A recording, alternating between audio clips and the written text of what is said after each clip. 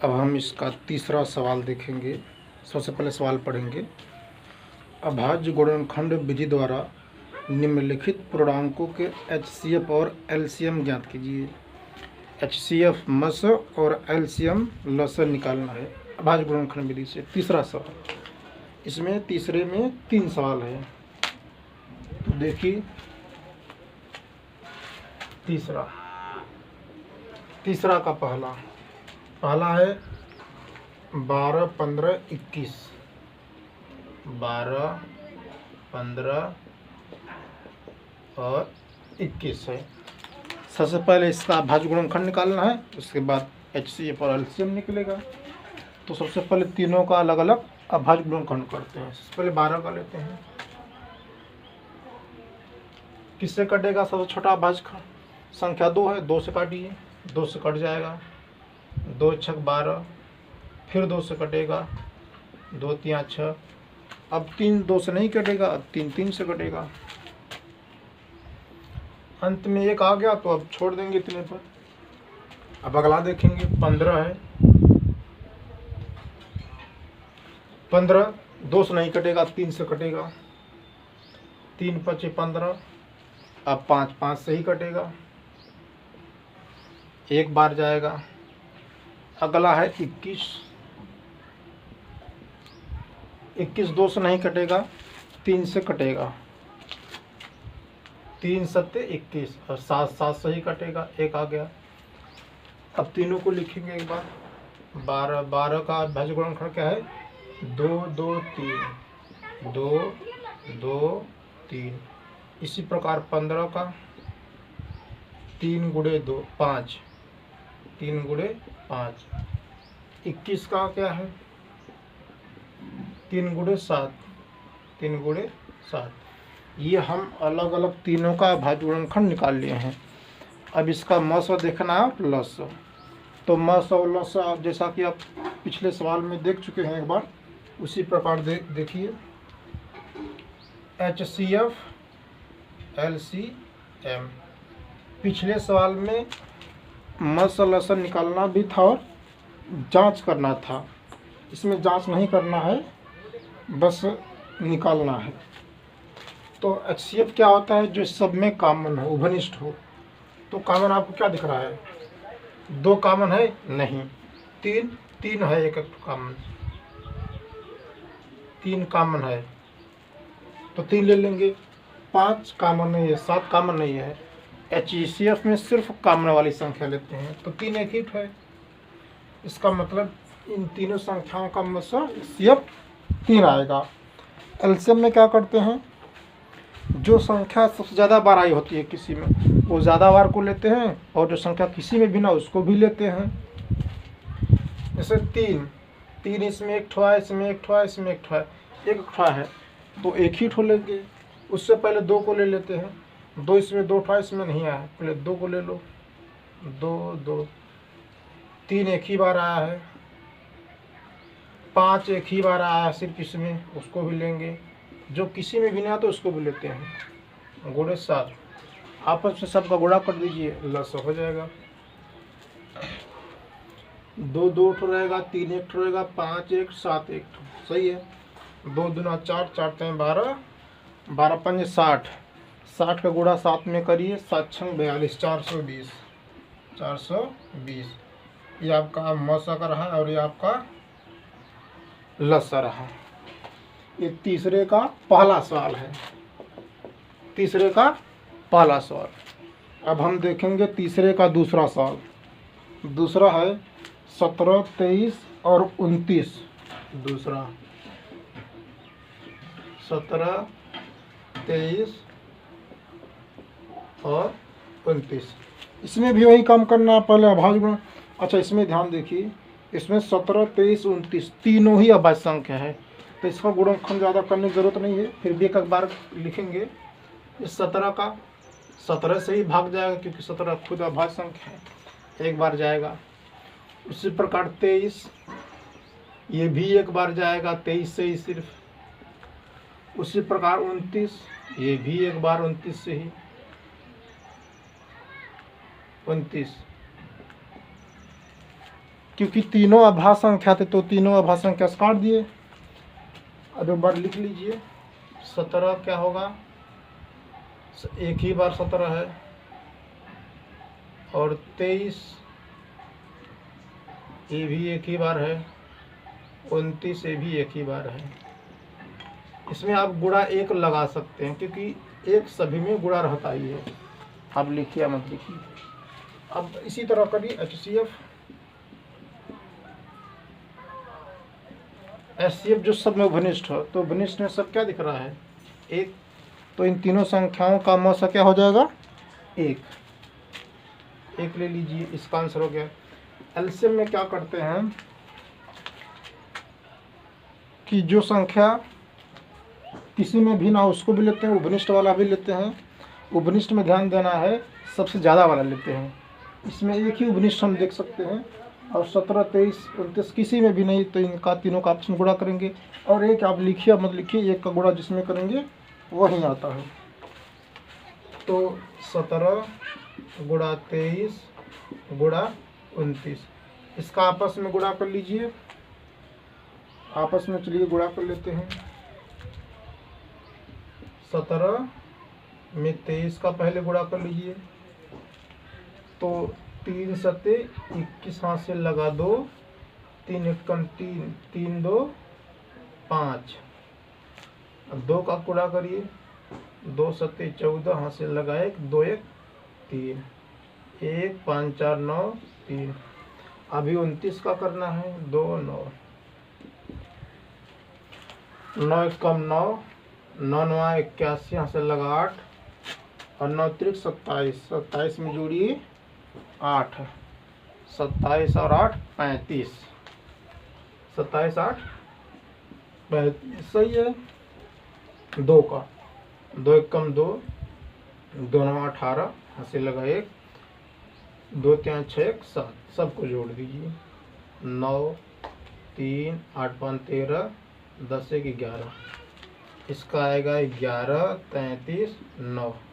ये रहा आपका एलसीएम, HCF और ये एलसीएम। तीसरे का तीसरा 8 9 और 25, इसका भी वही काम करना है। पहले अभाज्य गुणनखंड करेंगे, फिर जैसे किए हैं ऐसे करते जाएंगे। पहले 8 का, 8 200 कटेगा 4 बार, ये 2 से 2 बार, 2 1 बार जाएगा।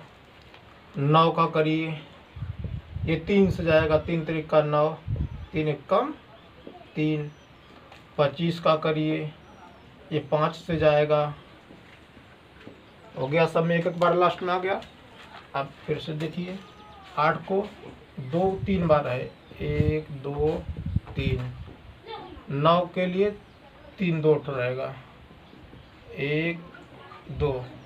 25 के लिए 2 5 रहेगा, 5 2 रहेगा। अब HCF और एलसीएम निकालना है। ये पिछले वाले सवाल में कई ठो बताया गया, इसलिए बहुत इजी है, ज़्यादा कठिन नहीं है, बस देखते जाइए। सबसे पहले उभनिष्ठ क्या है, इन सभी में 2 है, इसमें 3, इसमें 5 है। इसमें से कोई भी संख्या कॉमन नहीं है, और हम जानते हैं HCF में सिर्फ जो सभी में हो वही कॉमन वाली संख्या होती है मसर। तो कॉमन नहीं दिख रहा है, तो हम करेंगे क्या, हम जानते हैं पहले से 1 का गुणा सभी में रहता है, तो हम सभी में 1 का गुणा कर सकते हैं। अब अगर हम देखेंगे तो एक कॉमन सब में दिख रहा है, इसका मतलब इन तीनों संख्या में कॉमन 1 है, तो मसा क्या होगा, 1 होगा, मस 1 होगा। अब लसा पर आएंगे। लसा में क्या करते हैं, जो संख्या किसी में भी ना हो उसको भी लेते हैं, सिर्फ 1 में ही हो या 2 में ही हो। और जो मान लीजिए कोई संख्या किसी एक या दूसरे वाले में आया हो तो ज़्यादा वाला लेते हैं। तो इसमें 2 3 ठो पूरा लेना पड़ेगा, इसमें 3 2 ठो ये भी पूरा लेना पड़ेगा, इसमें 5 2 ठो ये भी पूरा लेना पड़ेगा। अब इन सभी का आपस में गुणा करिए। 2 दूना 4, 4 दूना 8, और 8 8 ये 3 त्रिक का 9 हो जाएगा, 8 9 72, 72 गुणा 25, 72 गुणा 25, 5 दूना 10, 7 5 35, 1 36, 2 दूना 4, 7 दूना 14, 0 0 और 4 3 7 1 8, 1800 आएगा। इसका एलसीएम 1800 आएगा। सही है। ये एचसीएफ है और ये एलसीएम है। अब हम इस अभ्यास का चौथा सवाल देखेंगे। पहले सवाल को एक बार पढ़ेंगे। सवाल में लिखा है एचसीएफ ऑफ 306, 667 बराबर 9 दिया है। एलसीएम ऑफ 306, 657 ज्ञात कीजिए। किन्हीं दो संख्या दिए हैं 306 और 657, इनका मौसा 9 दिया है और एलसीएम ज्ञात करना है। इसमें 306 और 657 का एचसीएफ दिया है। एचसीएफ ऑफ 306, 657 इसका दिया है 9 और एलसीएम ज्ञात करना है। एलसीएम 306, 657 इसका हमें एलसीएम ज्ञात करना है। अच्छा, हम चाहें तो आराम से गुणनखंड विधि द्वारा निकाल सकते हैं, लेकिन चूँकि ये इसमें इस तरह का दे दिया है मौसा पहले से ही, इसका मतलब हमें फार्मूला यूज करना है। हम दोनों का अभाज्य गुणनखंड करके नहीं करेंगे, क्योंकि सवाल जिस प्रकार से देता है उसी प्रकार से सूत्र का प्रयोग करते हैं। तो हमने जो सूत्र लिखवाया था कि दो संख्याओं का गुणनफल उसके मस और लस के गुणा के बराबर आता है, तो वही सूत्र यूज करेंगे। सबसे पहले एक बार हम फार्मूला देखेंगे। फार्मूला क्या था? दो संख्याओं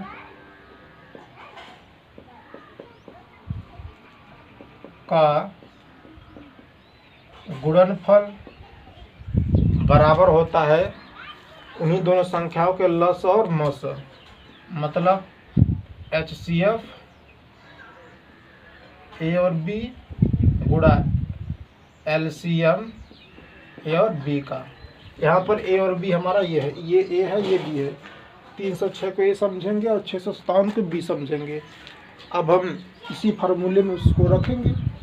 तो दो संख्याओं का गुणनफल मतलब 306 और 657 का गुणनफल, 306 गुणे 657 और एचसीएफ दोनों का क्या दे रखा है? 9 ले लेंगे और एलसीएम हमें ज्ञात करना है इंटू एलसीएम। एलसीएम ही तो निकालना है। अब ध्यान से देखिए, ये 9 इधर गुणा में इधर आएगा तो बटे में हो जाएगा। तो सबसे पहले एलसीएम को इधर लिख लेते हैं। एलसीएम बराबर क्या होगा? पहले इसको लिखेंगे 306 गुणा 657 बटे में, ये गुणा में इधर आ जाएगा तो बटे में 9। अब इसको आप चाहिए तो दोनों को गुणा करके 9 भाग कर दीजिए, या फिर 9 से काट के पहले संख्या को छोटा कर लीजिए। अगर कटेगा तो काट दीजिए। चेक करते हैं ये कट जाएगा कि नहीं। 9 त्रिक 27 और 9 चौक 36 कट जाएगा। 9 त्रिक 27, 3 बचेगा, 9 चौक 36, 34 बचा। अब 657 में 34 का गुणा कर देंगे, आप एलसीएम निकल जाएगा। एलसीएम 34 गुणे 657 गुणा कर लीजिए। 657 में 34 का 4 सते 28, हासिल लगा 2, 4 पंजे 20, 20 2 22, हासिल 2 ही रहेगा और 4 6 24, 25 26, 26 हो गया। अब 3 का करिए। 3 सते 21, हासिल लगा 2, 3 5 15 2 17, हासिल लगा 1, 3 6 18 19, जोड़ दीजिए 8 3 7 6 13, 9 2 11 और 1 हासिल 12, 1 1 2, 22 33 8 आएगा। इसका एलसीएम क्या आएगा? 22 33 8, 22 33 8। पांचवा सवाल देखेंगे। पांचवा सवाल पढ़ रहे हैं। जांच कीजिए कि क्या किसी प्राकृतिक संख्या n के लिए संख्या 6 की पावर n अंक 0 पर समाप्त हो सकती है। हमें चेक करना है कि n प्राकृतिक संख्या है और उस प्राकृतिक संख्या को 6 के पावर पर रखा है। तो पूछ रहा है कि क्या इसका जब हम हल करेंगे पावर को तो क्या 0 पर समाप्त होगी। इसको ध्यान से देखिए, ये सवाल बहुत बढ़िया सवाल है कि क्या हम लिख रहे हैं, क्या 6 की पावर n शून्य पर समाप्त हो सकती है। और यहाँ पर n दिया है। n क्या है? प्राकृतिक संख्या।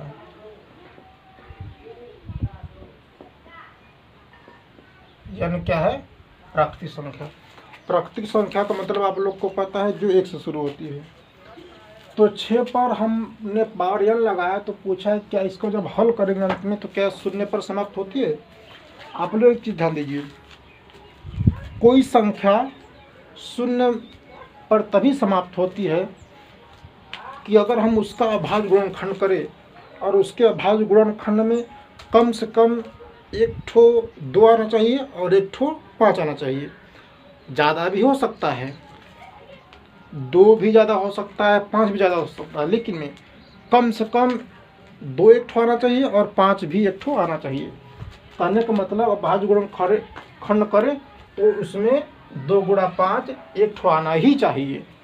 और ज़्यादा भी हो सकता है, 2 4 5 आ सकता है, 5 भी 4 5 आ सकता है, परंतु कम से कम ये और ये 1 ठो रहना ही चाहिए। क्योंकि हम जब इसका गुणा करेंगे 5 2 10 तो लास्ट में 0 आ जा रहा है। इसका मतलब अब हम 10 का किसी भी अगर मान लीजिए इसमें गुणनखंड में और संख्या भी हो तो जब बाद में गुणा करेंगे 10 का तो लास्ट में 0 तो आता ही है। जैसे मान लीजिए इसमें हमने 3 लगा दिया तो 10 में जब 3 का गुणा करोगे तो तभी 30 अंतिम में 0 आ जाएगा। तो अगर गुणनखंड में कम से कम 2 और 5 एक हो तो संख्या अवश्य ही 0 पर समाप्त होगी। इसका मतलब हम चेक करेंगे 6 का गुणनखंड करेंगे, अगर 6 के अभाज्य गुणनखंड में कम से कम 2 और 5 एक आ जाए तो इसका मतलब 6 की पावर n 0 पर समाप्त होगी और अन्यथा समाप्त नहीं होगी। तो सबसे पहले हम 6 का अभाज्य गुणनखंड करेंगे।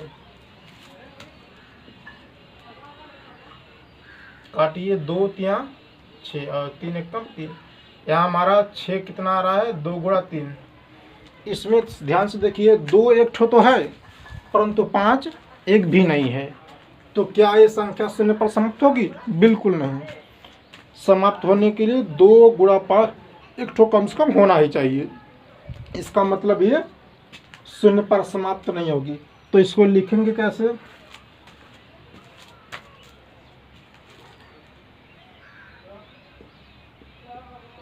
शून्य पर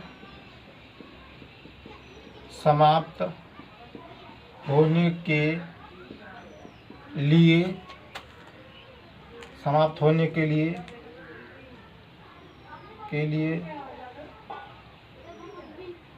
6 के अभाज्य गुणनखंड में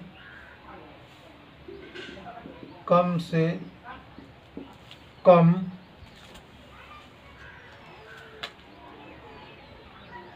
1 बार 2 और 5 आना चाहिए। अर्थात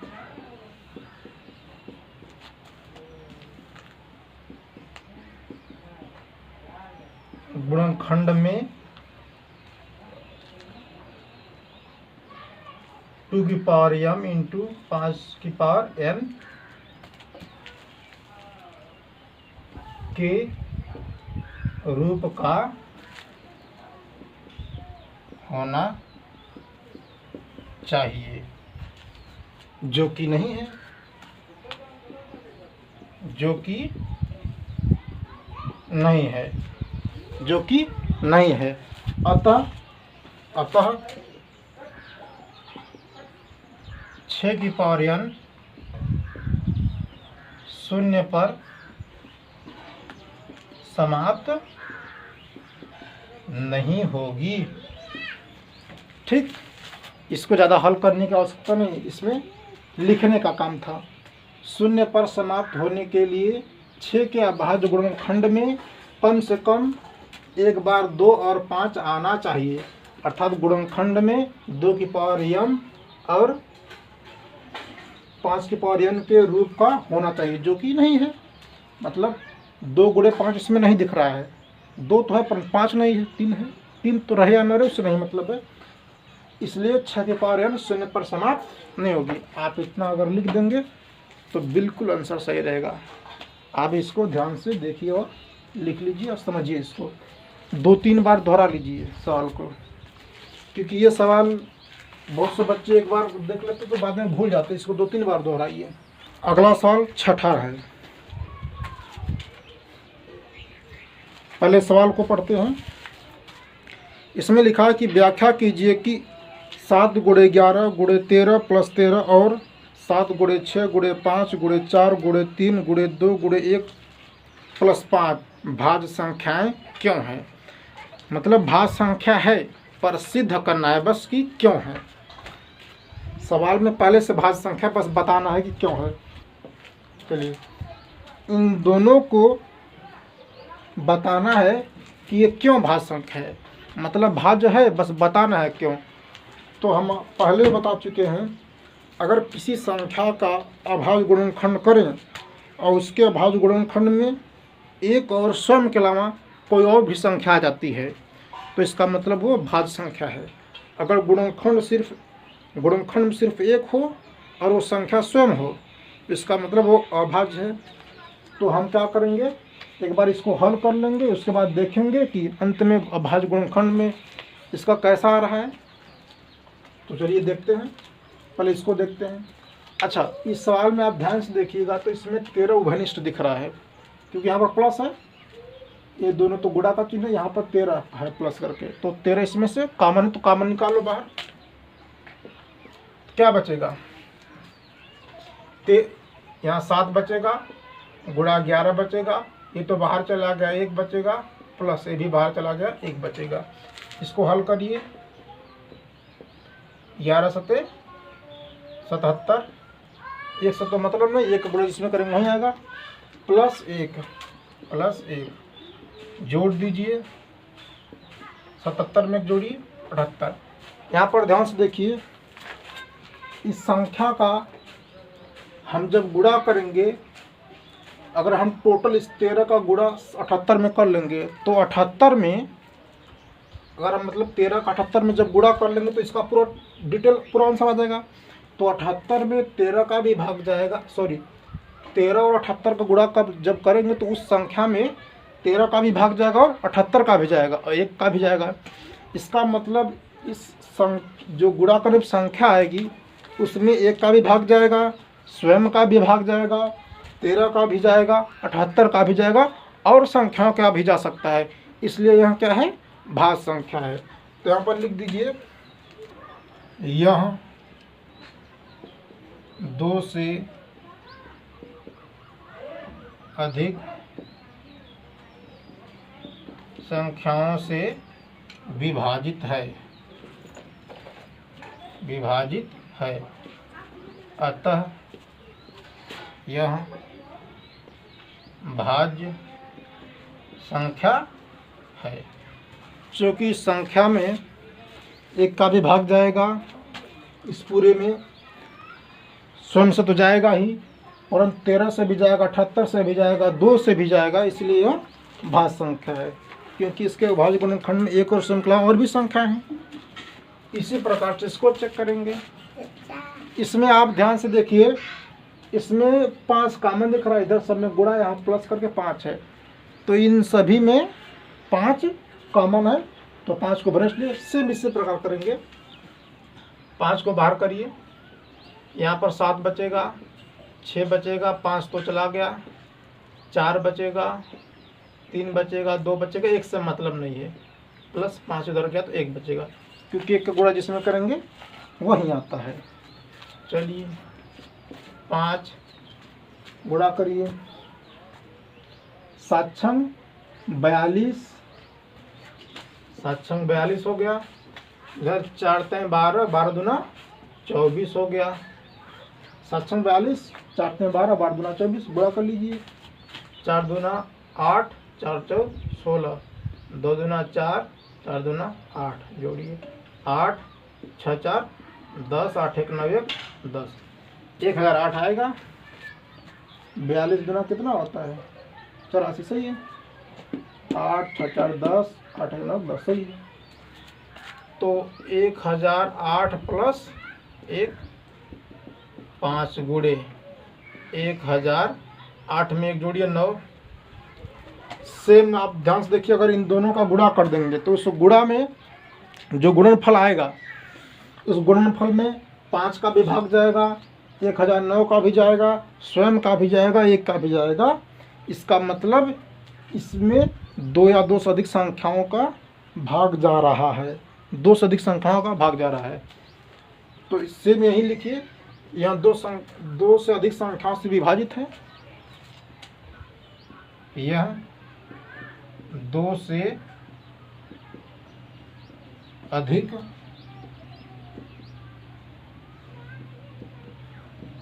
संख्याओं से विभाजित है, अतः यह भाज्य संख्या है। हो गया आंसर।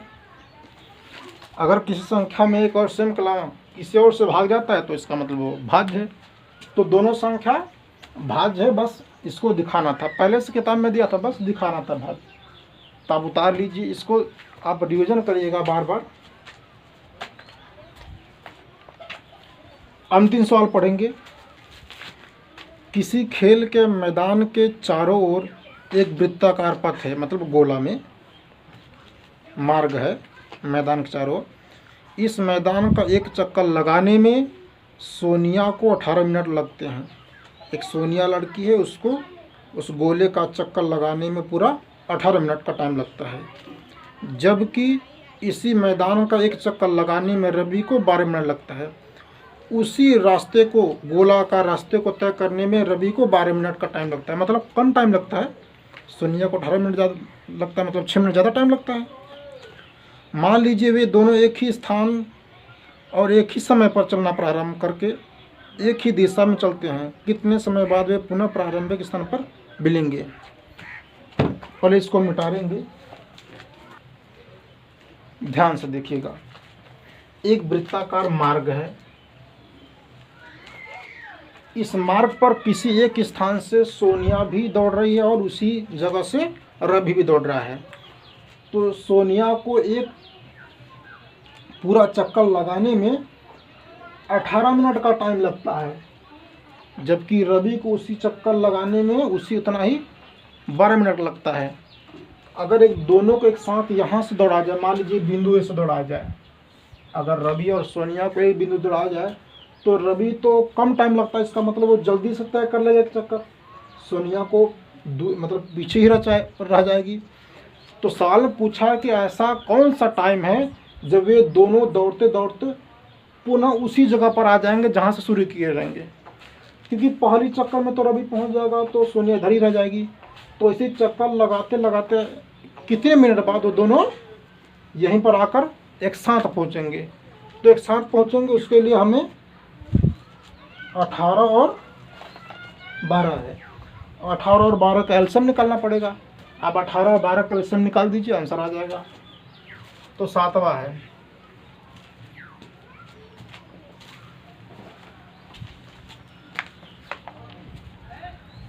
तो कितने समय बाद प्रारंभिक स्थान पर मिलेंगे, उसके लिए दोनों को लस निकालना पड़ेगा।